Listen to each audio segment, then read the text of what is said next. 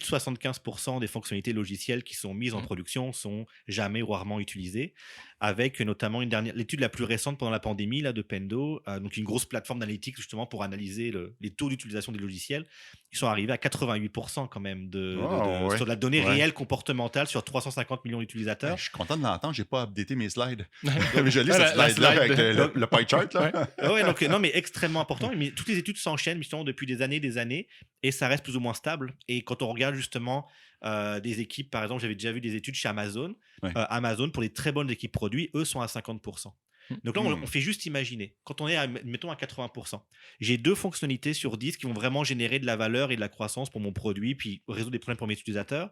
Et à côté de moi, j'ai une compagnie comme Amazon, mais ça peut être aussi un nouveau compétiteur, un nouveau joueur, et lui, c'est 5 sur 10 qui fonctionnent. Mhm. Il avance 2 fois plus vite que moi, donc au bout d'1 an, 2 ans, 3 ans, bah, moi j'en ai fait 2 fois 3, donc j'en ai fait 6, puis l'autre en face, bah, il en est rendu à 15, donc Il me forcément, rattrape, puis il me dépasse vite. c'est Ouais. très difficile de garder le rythme sur le long terme, très clairement. Et c'est aussi c'est difficile de prendre une décision de ne pas faire quelque chose, surtout si c'est perçu comme étant un genre de delighter.